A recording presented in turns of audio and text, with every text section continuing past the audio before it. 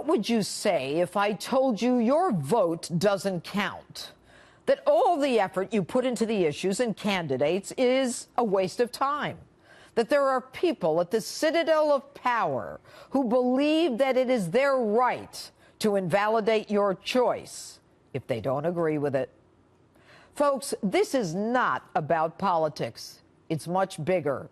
I doubt in American presidential election history that there has been as great a crime or as large a stain on our democracy than that committed by a criminal cabal in our FBI and the Department of Justice who think they know better than we who our president should be.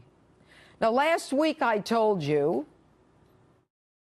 it all started when Cardinal Comey destroyed our FBI with political hacks to set events in motion to destroy the republic because they didn't like the man we chose to be our president.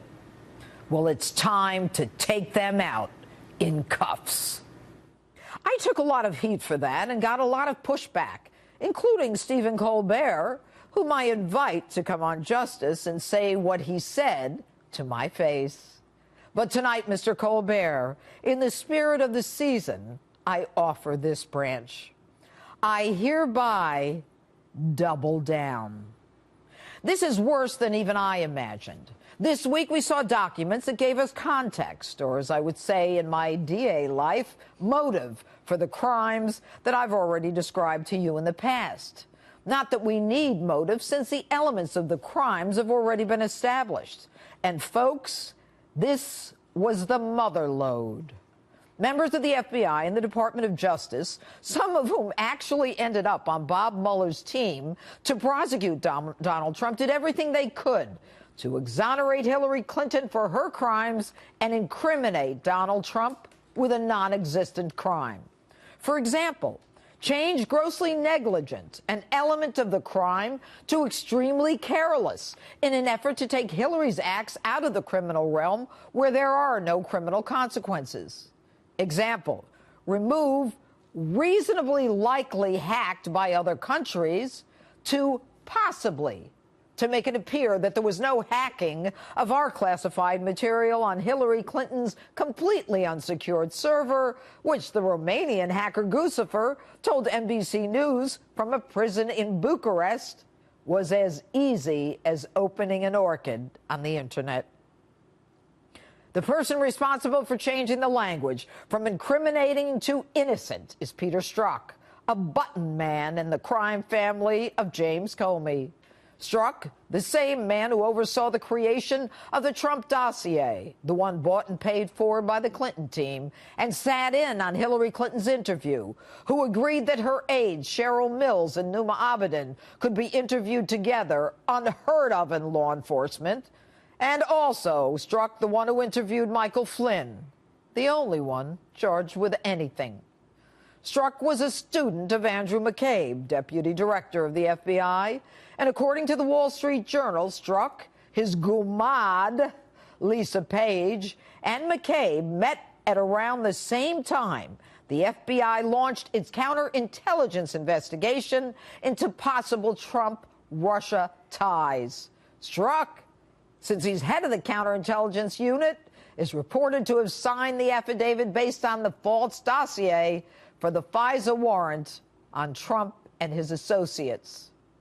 Now, this crime family shows its motive and clear intent in August of 2016 when Soldier Strzok says in a text, "I want to believe the path you threw out for consideration in Andy's office," an apparent reference to Deputy FBI Director Andrew McCabe, that, back to quotes, "there's no way he gets elected, but I'm afraid we can't take that risk. It's like an insurance policy in the unlikely event you die before you're 40.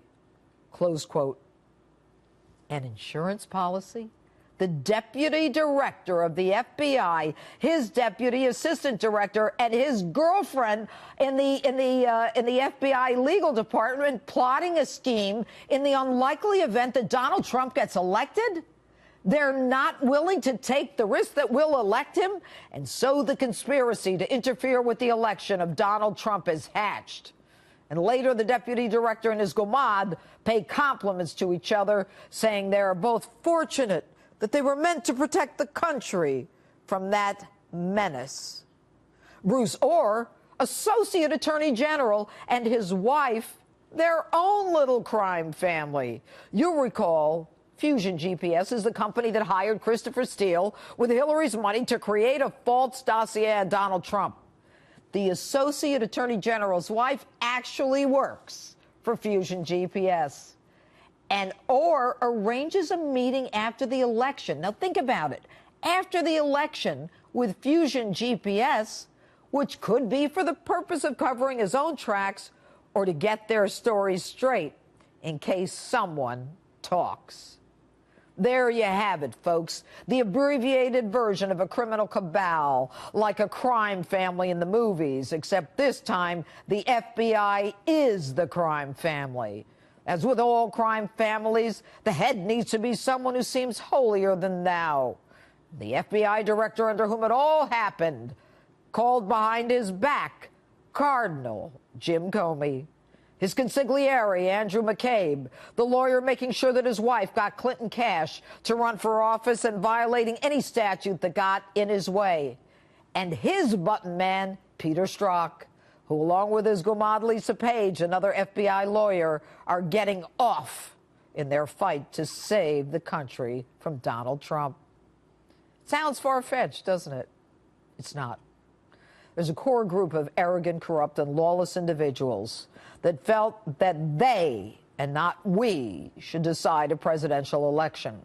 And when they failed, they conspired to create the false narrative to not just muddy our choice for president, but to bring down his presidency and his family as well. The evidence is there, the motive disclosed. Still not sure? I ask you to look back on a prediction made by a powerful Trump-hating Democrat in January 2017, talking about Donald Trump. Let me tell you, you take on the intelligence community, they have 6 ways from Sunday at getting back at you. The only thing that remains is whether we have the fortitude to not just fire these people immediately, but to take them out in cuffs. And that's my open. Tell me what you think on my Facebook, Twitter, and Instagram, #Judge Jeanine.